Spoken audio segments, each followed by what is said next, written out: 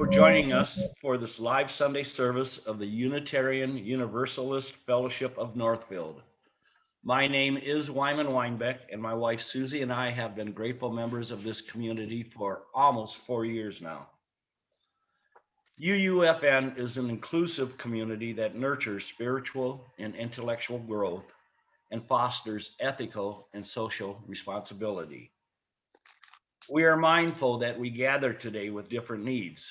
Whatever brings you here, you are welcome to come as you are and take what feeds you. We extend a special welcome to any visitors joining us today. We look forward to meeting you during our coffee hour. Thank you in advance for your patience as we continue our journey with live stream worship. If you have difficulty, please participate as best you can and contact us afterward for assistance. Please know that we offer our best efforts, not with the goal of perfection, but to allow us to connect with one another while keeping our community safe. Welcome to the Sunday service of the Unitarian Universalist Fellowship of Northfield.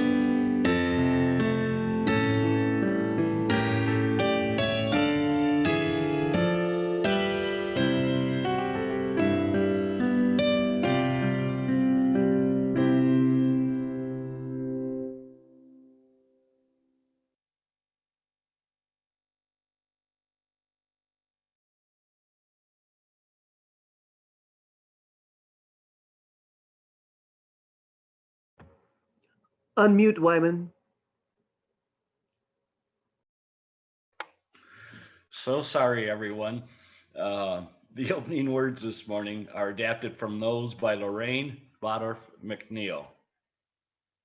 Today is Father's Day, a day in which we honor and offer gratitude for our fathers in whatever form or fashion they come into our lives.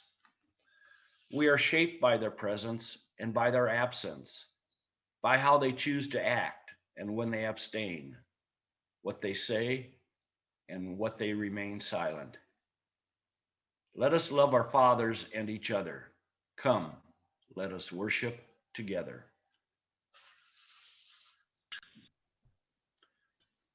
Please join me in speaking the words on your screen as we light the chalice, the symbol of our faith. Let us open our eyes to see what is beautiful. Let us open our minds to learn what is true, and let us open our hearts to love one another. Today is the summer solstice, the longest day of our year together. As we move into this next season, we offer this short blessing by Eric Williams. Blessed is the sky and all that is warm and filled with light. Blessed is the air and all that is open and free. Blessed is the earth and all that is steady and firm. And blessed is the sea and all that is hidden and deep. Please join us in singing the hymn, Bright Morning Stars. Rebecca and Troy will play the guitar and lead the singing as you sing at home with muted mics. Bright morning stars are rising, bright morning stars are rising, bright morning stars are rising, day is a breaking in my soul. Oh, where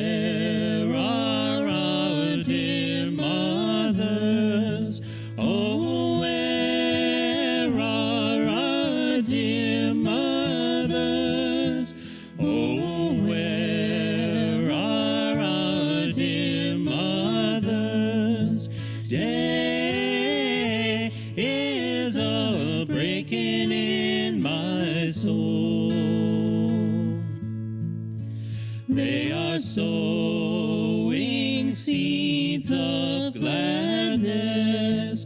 They are sowing seeds of gladness. They are sowing seeds of gladness. Day is a breaking in my soul. Oh, where are our dear fathers? Oh, where are our dear fathers? Oh, where are our dear fathers? Day is a breaking in my soul. They are in the fields a plowing. They are in the fields a plowing. They are in the fields a plowing. Day is a breaking in my soul.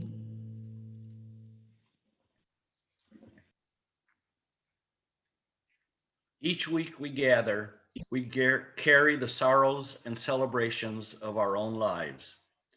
If you have a joy or sorrow you would like to share with the group, you can type it into the chat box and I will read it aloud for all those listening. You can open the chat box by hovering over the menu, often at the bottom of your screen, and clicking on the chat option. I will begin by lighting a candle in honor of all the simple joys that are sustaining us. I will light another candle in honor of the personal and shared sorrows and hardships we might be carrying.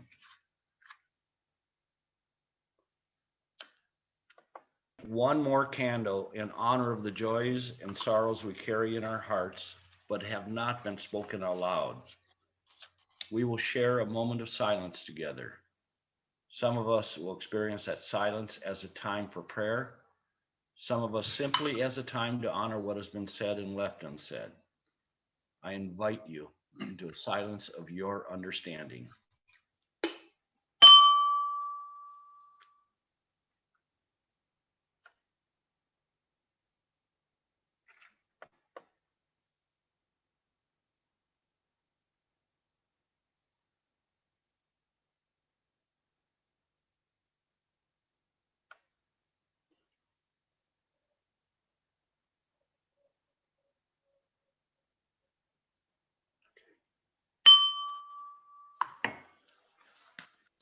This special To Kill a Mockingbird presentation in honor of Father's Day was put together by Bill McGrath. Bill has lived in Northfield since 1978. He became a member of UUFN in 1995, where he met Janet. They were married in 1998. Bill has made a living primarily as a writer. He has a daughter, Anya, in Los Angeles.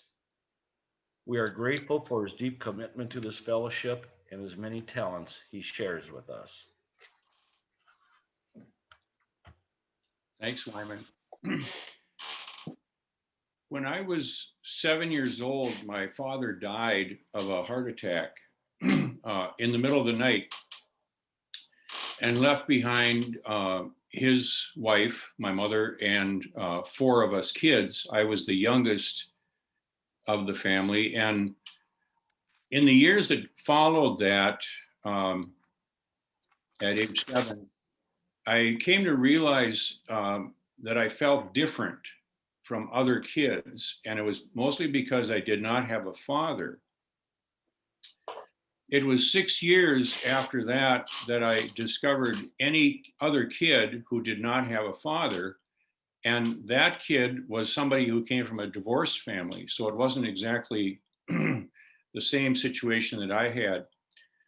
But I remember growing up in a good family, and a little thing that happened was that my mother and my sister took me to a movie. This was the only time in my life that I remember this happening. And the movie was To Kill a Mockingbird. And I was quite young. I did not understand what rape was, I don't think. And I don't think that I focused all that much on the racial significance of what was in the movie. I just found it to be a fascinating movie. And I was kind of intrigued with the Boo Radley character, which was kind of a spooky, mysterious part of the movie or the book. Later, I did read the book, seen the movie a few times. And one of the things that I admired about Atticus Finch, the father in that family, was he was always trying to get his kids to look at other people from their point of view. He was always trying to get people to accept people who are different, no matter who they were. And there's quite a diverse cast in this book. So we're going to go into the first reading here, which is done by Paul Krauss, and I'll just introduce Paul's part.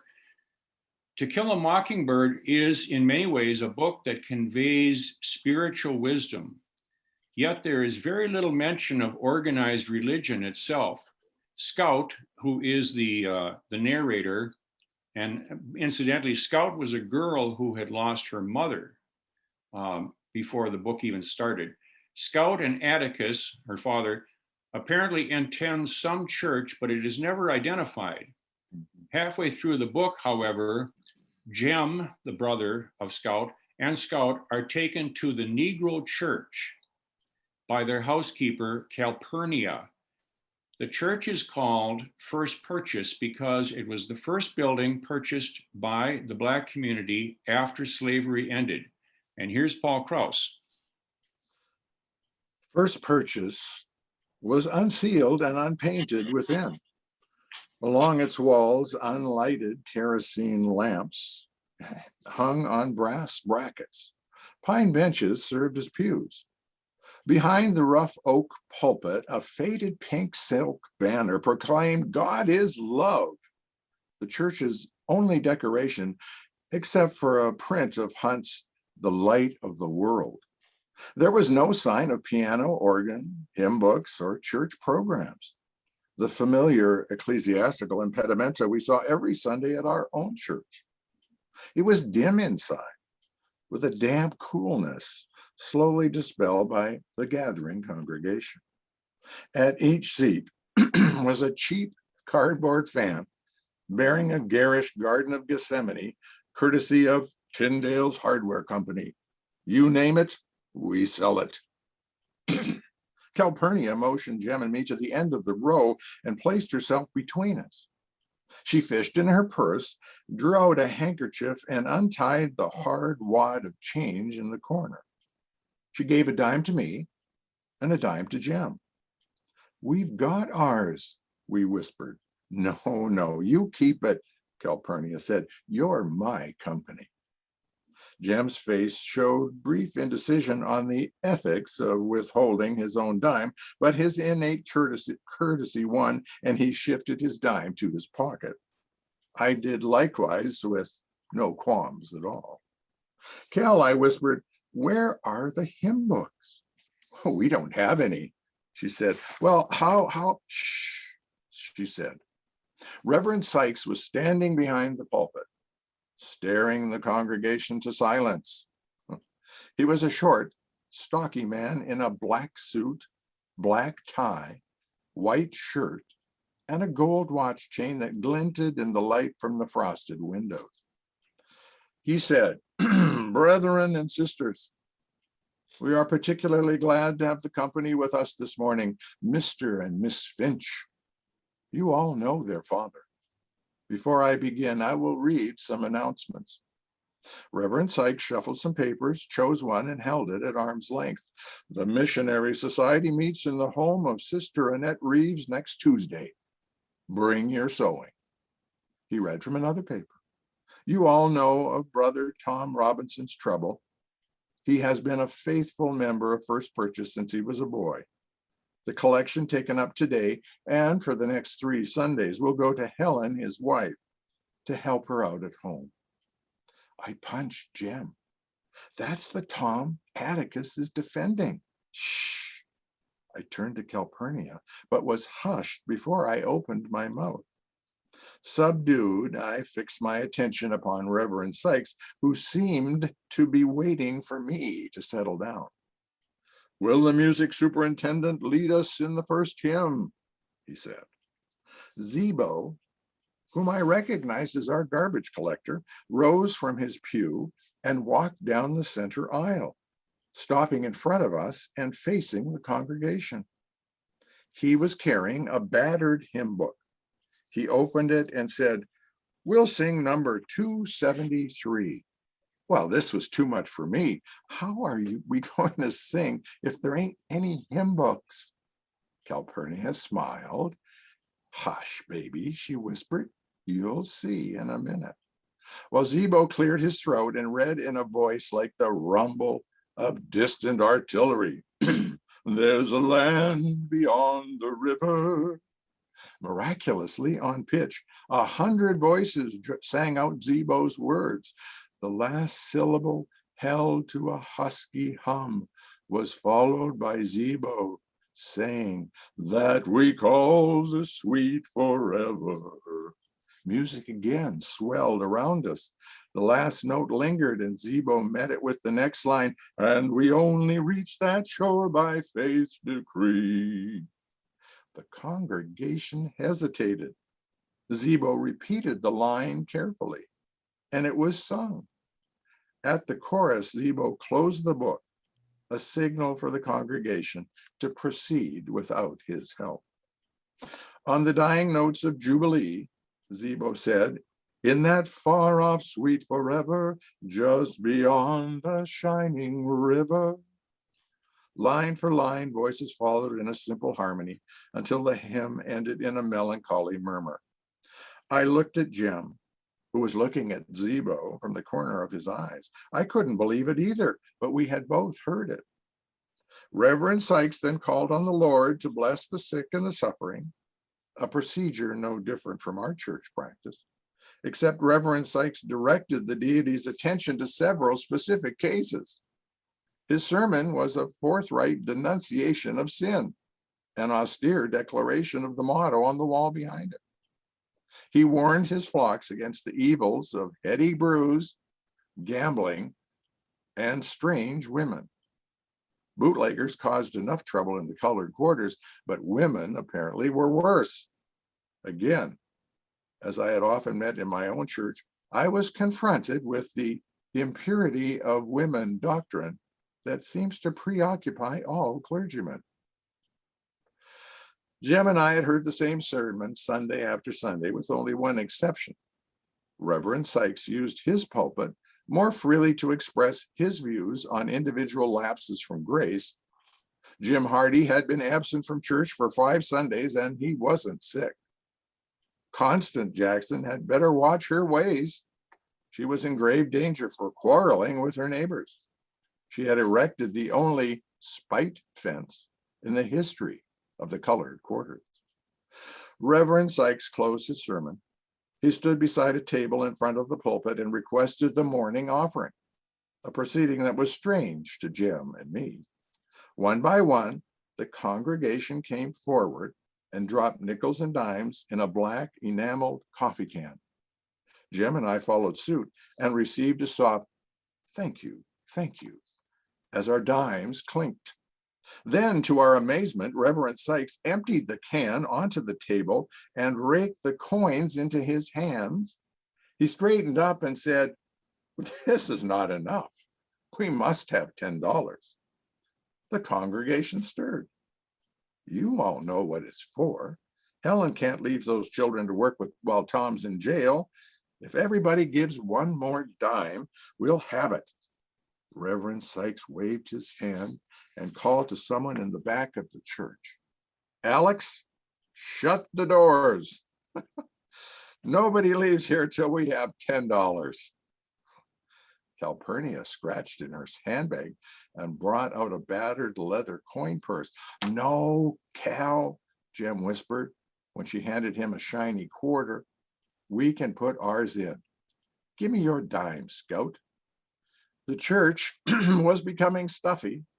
It occurred to me that Reverend Sykes intended to sweat the amount due out of his flock. Fans crackled, feet shuffled.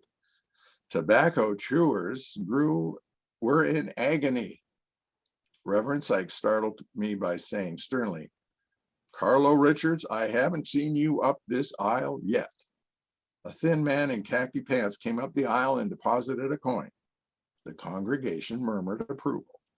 Reverend Sykes then said, "I want all of you with no children to make a sacrifice and give one more dime apiece. Then we'll have it." Slowly, painfully, $10 was collected.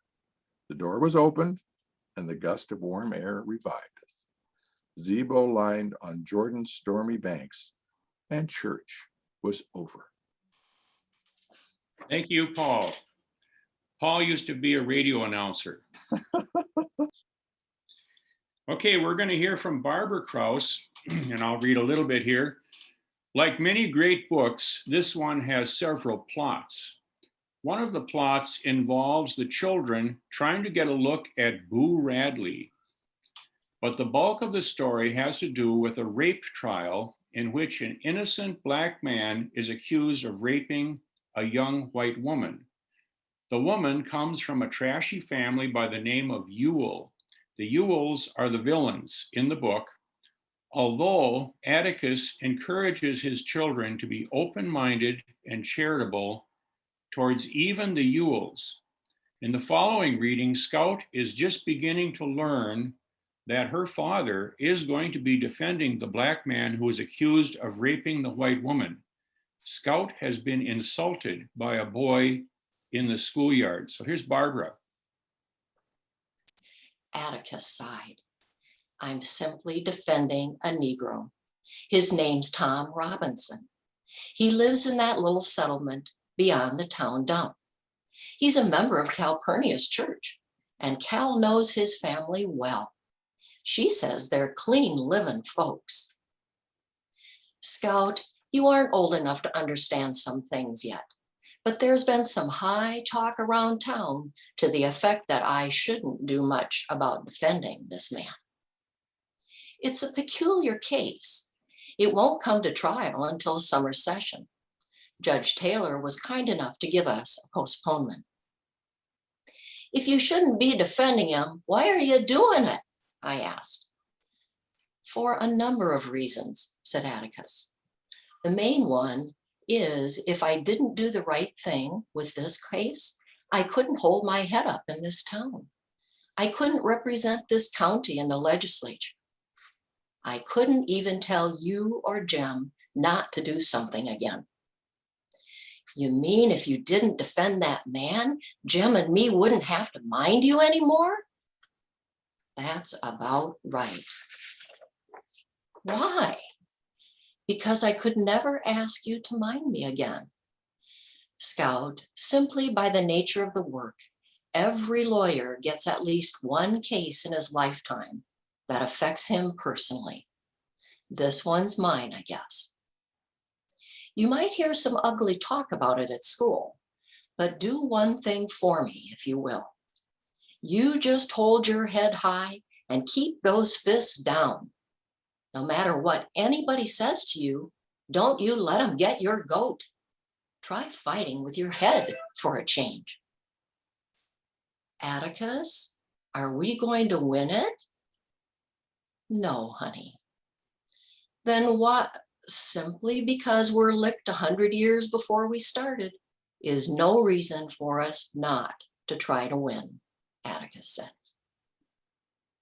"Come here, Scout." I crawled into his lap and tucked my head under his chin. He put his arms around me and rocked me gently. "It's different this time," he said. "This time we aren't fighting the Yankees. We're fighting our friends. But remember this, no matter how bitter things get, they're still our friends, and this is still our home." With this in mind, I faced Cecil Jacobs in the schoolyard the next day. "You gonna take that back, boy?" "You gotta make me first," he yelled. My folks said your daddy is a disgrace. I drew a bead on him. But then I remembered what Atticus had said. I dropped my fists and walked away with "Scout's a coward" ringing in my ears. It was the first time I ever walked away from a fight. Somehow, if I fought Cecil, I would let Atticus down. Atticus so rarely asked Jem and me to do something for him. I could take being called a coward for him.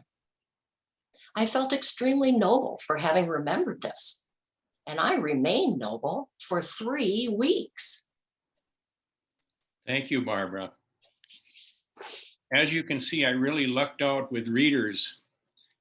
Good job.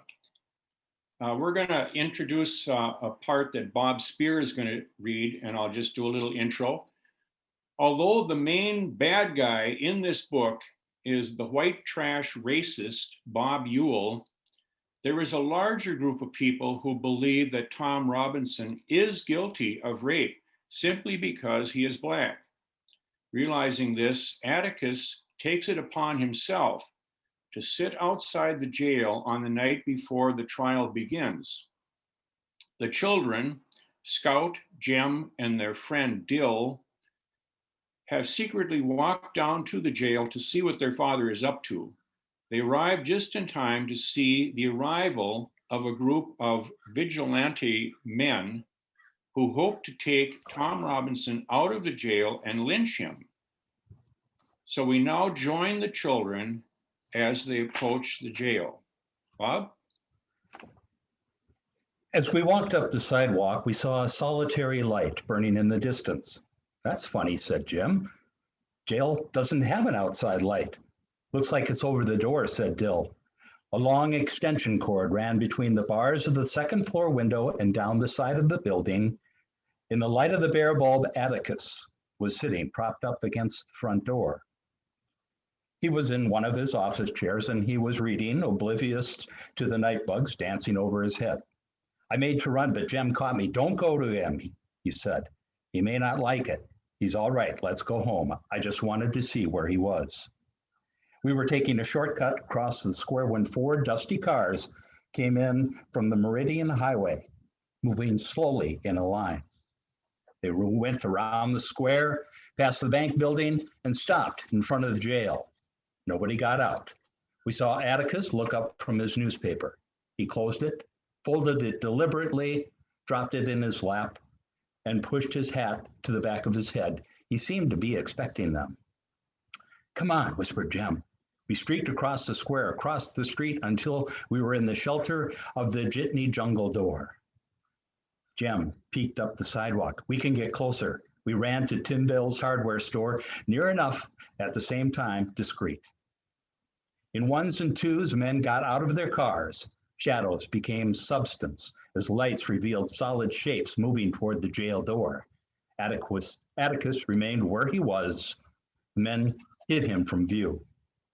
"He's in there, Mr. Finch?" a man asked. "He is," we heard Atticus answer, "and he's asleep. Don't wake him up."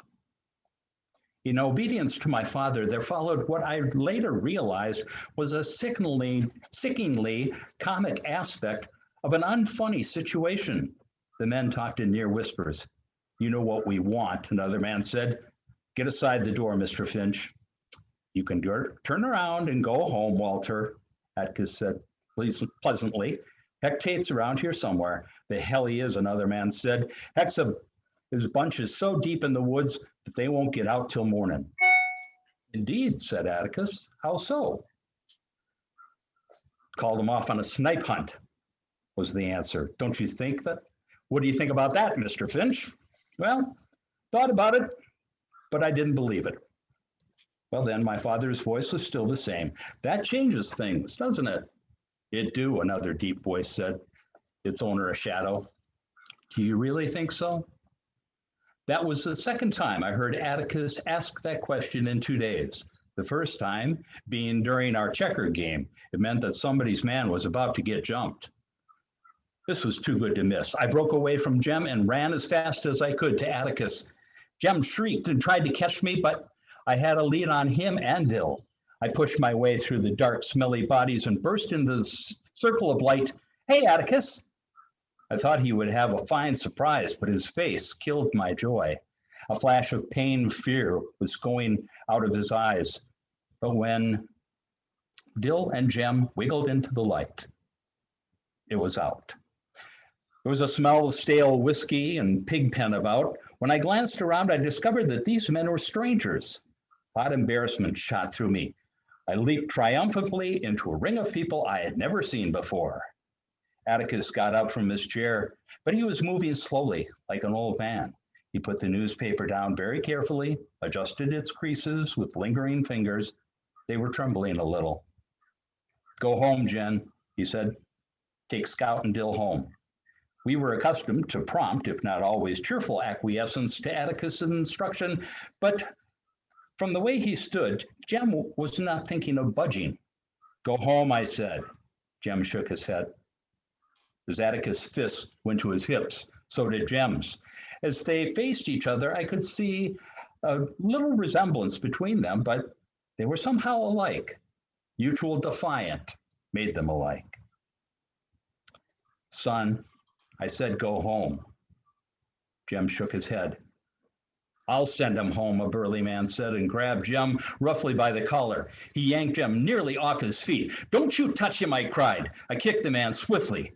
Barefooted, I was surprised to see him fall back in real pain. I intended to kick his shin, but aimed too high. That'll do, Scout, said Atticus, as he put his hand on my shoulder. Don't kick folks, no. Ain't nobody gonna do Jem that way, I said. All right, Mr. Finch, get him out of here, someone growled. You've got 15 seconds to get them out of here. In the midst of this strange assembly, Atticus stood, trying to make Jem mind him. I ain't going, said Jem's steady answer to Atticus's threats, requests, and finally Atticus said, please, Jem, take them home. I was getting tired a bit of that, but felt Jem had his own reasons for doing as he did. In view of his prospects, once Atticus did get home, I looked around the crowd, and it was a summer's night, but the men were dressed, most of them in overalls and denim shirts buttoned up to their collars. I thought they must be cold-natured as their sleeves were unrolled and buttoned at the cuffs. Some wore hats pulled firmly down over their ears. There were sullen-looking, sleepy-eyed men who seemed unused to late hours. I saw once more a familiar face. At the center of the semicircle, I found one. Hey, Mr. Cunningham. The man did not hear me, it seemed. I said, hey, Mr. Cunningham, how's your entailment getting along? Mr. Walter Cunningham's legal affairs were well known to me. Atticus had once described them at length.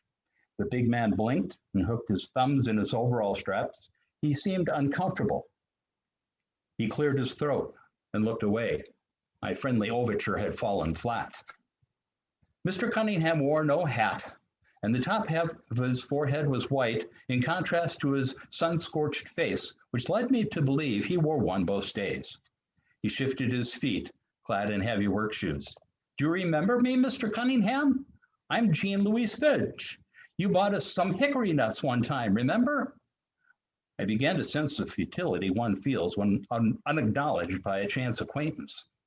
I go to school with Walter, I began again. He's your boy, ain't he? Ain't he, sir? Mr. Cunningham was moved to a faint nod. He did know me after all. He's in my grade, I said, and he does write well. He's a good boy, a real nice boy. We brought him home for dinner one time. Maybe he told you about me. I beat him up one time, but he was real nice about it. Tell him hey for me, won't you? Atticus said it was polite to talk to people about what they are interested in, not about what you were interested in. Mr. Cunningham displayed no interest in the topic of his son, so I attacked his entailment once more in a last-ditch effort to make him feel at home. Entailments are bad, I was advising him when I slowly awoke to the fact that I was addressing the entire aggregation. The men were all looking at me. Some had their mouths half open. Atticus had stopped poking at Jem. They were standing together beside Dill. Their attention amounted to fascination. Atticus's mouth even was half open, an attitude that he once described as uncouth. Our eyes met, and she shut it. Well, Atticus, I was just saying, Mr. Cunningham, that entailments are bad and all that, but you said not to worry. It takes a long time sometimes, that you'll ride it out together. I was slowly drying up, wondering what idiocy I had committed. Entailments seemed all right for living room talk. I began to feel sweat gathering at the ends of my hair. I could stand anything but a bunch of people looking at me. They were quite still. What's the matter? I asked. Atticus said nothing. I looked around and up at Mr. Cunningham, whose face was equally impassive. Then he did a peculiar thing. He squatted down, took me by both shoulders. I'll tell them you said, "Hey, little lady," he said. Then he straightened up and waved his big paw. "Let's clear out," he called. "Let's get going, boys." As they had come in ones and twos, the men shuffled back to their ramshackled cars. Doors slammed, engines coughed, and they were gone. I turned to Atticus, but Atticus had gone to the jail. He was leaning against it with his face to the wall. I went to him and pulled his sleeve. "Can we go home now?"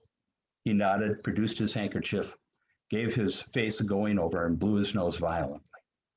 "Mr. Finch," a soft, husky voice said from the darkness above, "they gone?" Atticus stepped back and looked up. "They're gone," he said. "Get some sleep, Tom. They won't bother you anymore." The next day, Atticus talked about the incident. Mr. Cunningham was part of a mob last night, but he was still a man. Every mob in every little southern town is always made up of people you know. So it took an 8-year-old child to bring them to their senses, didn't it? That proves that that gang of wild animals can be stopped simply because they're still human. Maybe we need a police force of children. Your children last night made Walter Cunningham stand in my shoes for a minute. That was enough. Thank you, Bob. Bob is another radio announcer in our congregation and has also been in about 25 plays, as I understand it. So he's been around the block, and it reminds me of a song, which I think we should all sing now. We'll do a short version of a song that Bruce Springsteen and Keb Mo did, and you can sing along on the chorus. It's a very short song.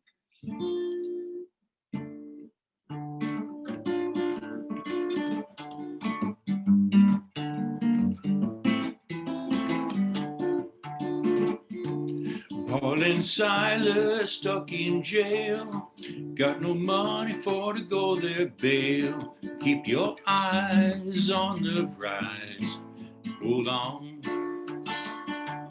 Paul and Silas started to shout, jail open, and they walked out. Keep your eyes on the prize, hold on. Here's the chorus. Hold on, hold on. Keep your eyes on the prize, hold on. In the war, ease the hate. See that justice takes its place. Keep your eyes on the prize, hold on. I'm gonna ride that old greyhound, carry my love from town to town. Keep your eyes on the prize, hold on. Here's that chorus again. Hold on, hold on. Keep your eyes on the prize, hold on. We got one more reading here, and it'll be a great one. And we have a great person to read it. It's Susie Weinbeck. I'll read a little intro. During the rape trial of the Black man, Tom Robinson, 2 witnesses for the prosecution give a flimsy and contradictory account of the alleged crime. One of these witnesses, Mayella Ewell, is a young woman who gives a confused and highly emotional testimony of how she had supposedly been raped by Robinson. The only other witness is Robert Ewell, the father of this woman. Ewell is a racist bully who drinks too much. The defendant, Robinson, explains that the incident was actually a situation in which the young white woman grabbed him, a black man, and kissed him. He denies raping or even harming the woman. Instead, he said he got away from the woman as fast as he could. Robinson does not have the use of his left arm because he was badly injured several years earlier. If convicted, Robinson faces the death penalty. Towards the end of the trial, Atticus delivers this closing argument. Susie? Atticus put his hands in his pockets. As he returned to the jury, I saw his gold collar button and the tips of his pen and pencil winking in the light. Gentlemen, he said, his voice had lost its aridity, its detachment. He was talking to the jury as if they were folks on the post office corner. Gentlemen, he was saying, I shall be brief, but I would like to use my remaining time with you to remind you that this case is not a difficult one. It requires no minute sifting of complicated facts, but it does require you to be sure beyond all reasonable doubt as to the guilt of the defendant. To begin with, this case should never have come to trial. This case is as simple as black and white. The state has not produced one iota of medical evidence to the effect that the crime Tom Robinson is charged with ever took place. It has relied instead upon the testimony of two witnesses whose evidence has not only been called into serious question on cross-examination, but has been flatly contradicted by the defendant. The defendant is not guilty, but someone in this courtroom is. I have nothing but pity in my heart for the chief witness for the state. But my pity does not extend so far as to putting a man's life at stake, which she has done in an effort to get rid of her own guilt. I say guilt, gentlemen, because it was guilt that motivated her. She has committed no crime. She has merely broken a rigid and time-honored code of our society, a code so severe that whoever breaks it is hounded from our midst as being unfit to live with. She is the victim of cruel poverty and ignorance. But I cannot pity her. She is white. She knew full well the enormity of her offense. But because her desires were stronger than the code she was breaking, she persisted in breaking it. She persisted, and her subsequent reaction is something that all of us have known at one time or another. She did something every child has done. She tried to put the evidence of her offense away from her.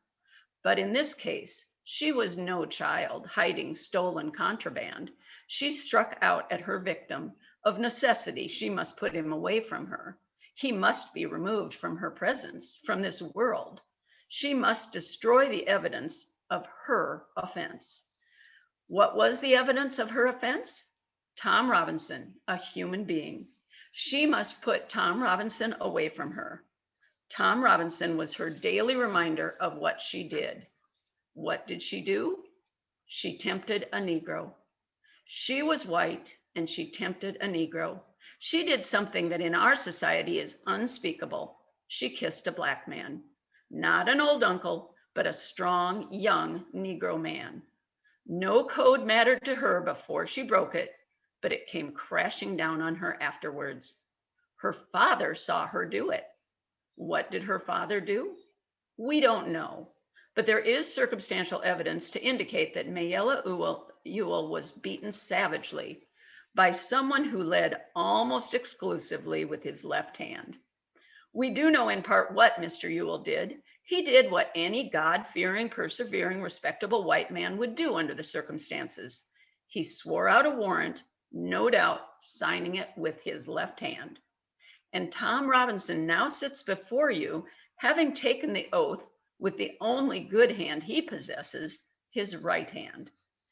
And so a quiet, respectable, humble Negro who had the unmitigated temerity to feel sorry for a white woman has had to put his word against two white peoples. I need not remind you of their appearance and conduct on the stand. You saw them for yourselves. The witnesses for the state have presented themselves to you, gentlemen, to this court in the cynical confidence that their testimony would not be doubted, confident that you gentlemen would go along with them on the assumption, the evil assumption, that all Negroes lie, that all Negroes are basically immoral beings, that all Negro men are not to be trusted around our women, an assumption one associates with minds of their caliber, which, gentlemen, we know is in itself a lie as black as Tom Robinson's skin, a lie I do not have to point out to you. You know the truth, and the truth is this: some Negroes lie, some Negroes are immoral, some Negro men are not to be trusted around women, black over white. But there is a truth that applies to the human race and to no particular race of men. There is not a person in this courtroom who has never told a lie, who has never done an immoral thing, and there's no man living who has never looked upon a woman without desire. Atticus paused and took out his handkerchief. Then he took off his glasses and wiped them, and we saw another first. We had never seen his sweat. He was one of those men whose faces never perspired, but now it was shining tan. One more thing, gentlemen, before I quit. Thomas Jefferson once said that all men are created equal, a phrase that the Yankees and the distaff side of the executive branch in Washington are fond of hurling at us. There is a tendency in this year of grace, 1935, for certain people to use this phrase out of context, to satisfy all conditions. The most ridiculous example I can think of is that the people who run public education promote the stupid and idle along with the industrious, because all men are created equal. Educators will gravely tell you the children left behind suffer the terrible feelings of inferiority. We know all men are not created equal in the sense that some people would have us believe. Some people are smarter than others. Some people have more opportunity because they're born with it. Some men make more money than others. Some ladies make better cakes than others. Some people are born gifted beyond the normal scope of most men. But there is one way in this country in which all men are created equal. There is one human institution that makes a pauper the equal of a Rockefeller, the stupid man the equal of an Einstein, and the ignorant man the equal of any college president. That institution, gentlemen, is a court. It can be the Supreme Court of the United States, or the humblest JP court in the land, or this honorable court which you serve.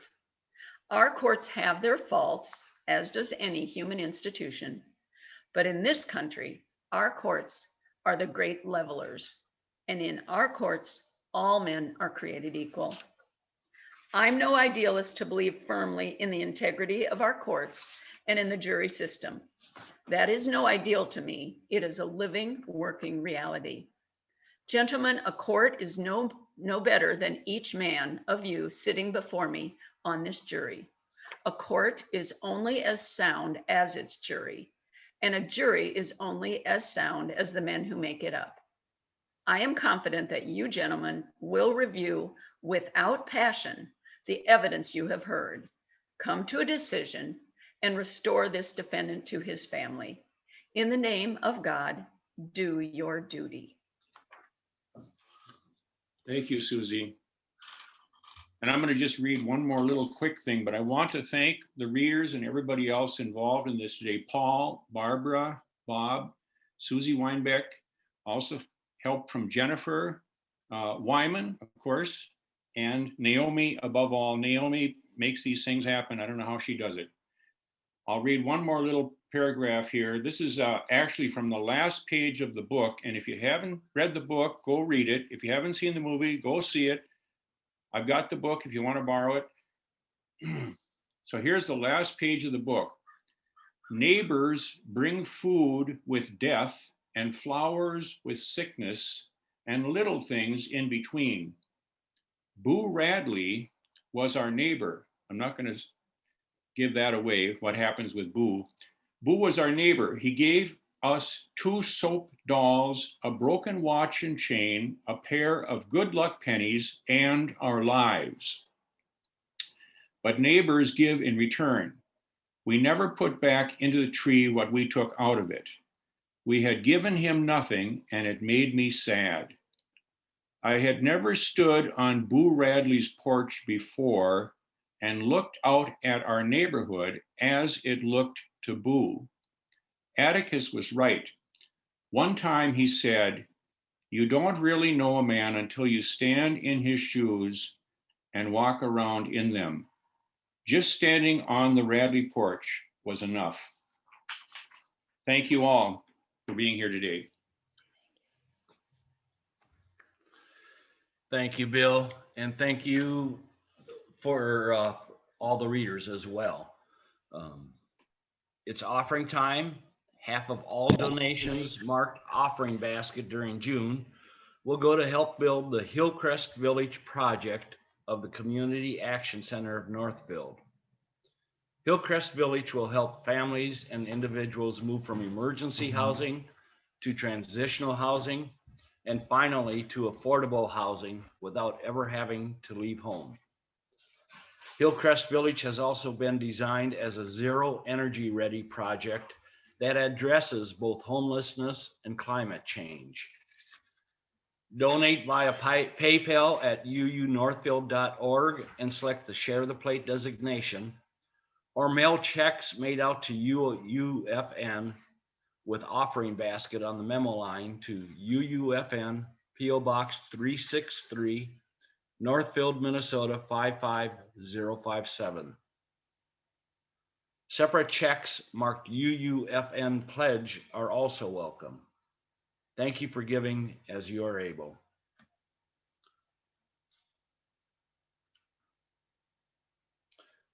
Now, please join us in singing our final hymn, Spirit of Life, with our own UUFN choir, audio mix recording from Misha Vanderweeg, and video from Paul Krause.